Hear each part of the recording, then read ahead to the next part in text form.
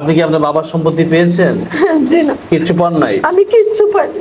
আমি বিশ্বাস করি আমার এই ভিডিওর মাধ্যমে জামালপুরবাসী এবং আপনার গ্রামের নামটা কি? হ্যাঁ, গুমেরচর। এবং গুমেরচর গ্রামের যারা আছেন ওইখানের ইউনিয়ন চেয়ারম্যান মহোদয় এবং ওইখানে স্থানীয় নেতৃবৃন্দ, আমি সবার দৃষ্টি আকর্ষণ করছি, আসেন না আপনারা আপনাদের জায়গা থেকে একটু এই মার পাশে দাঁড়ান। নিজের ভাই যদি নিজের বোনকে টাকা পয়সা না দেয় তাহলে অন্যজন কিভাবে আমাদেরকে সাহায্য করবে?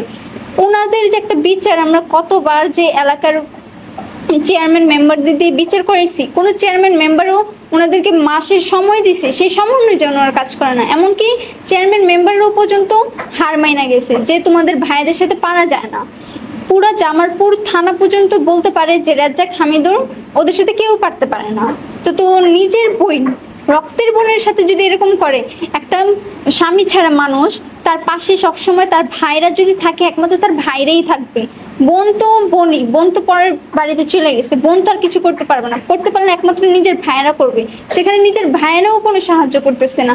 তার উপর যে পাওনাদার, সে যদি দুই কথা বলতেই পারে অবশ্যই, তার উপর সে যদি দুই কথা বলে তার উপরেই চিল্লানো হয়, তার উপরে গালাগালি করে ফোন কাটে দেওয়া হয়।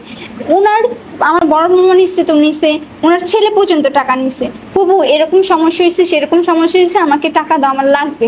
আমার মা এইটা ভাইবেই দিছে যে আমার নিজেরই তো আপন ভাই আর আমার নিজেরই তো ভাইস্তা, তাহলে আমি কেন আমার থাকতে আমি অন্যজনের কাছে কেন চাইতে চাইবো? তাই সেইটা ভাইবা ওনাদেরকে দেওয়া হয়েছে। তাহলে ওনাদের তো ইনসাফের দরকার। যেখানে আমার ফুপু আমার বিপদের সময় আমার পাশে দাঁড়াইছে, তো আমার ফুপুর টাকাটা আমি ইনসাফ মতন দেয়া দিই। ওনার এক টাকা আমি মায়ের খেলে তো কখনো বড় লোক হবো না।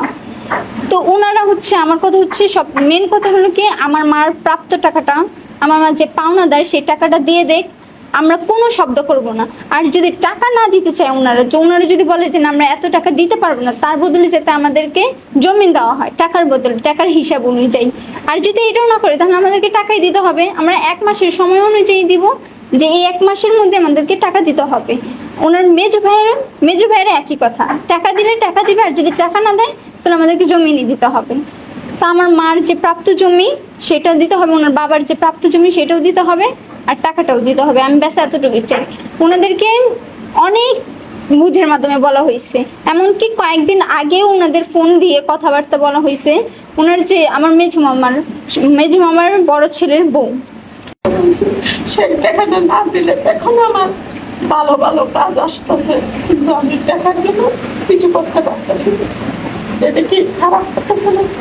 আমার কষ্ট দিতেছে না? আপন ভাই, মার পেটের ভাই, সৎ ভাইও না, সৎ ভাইও না।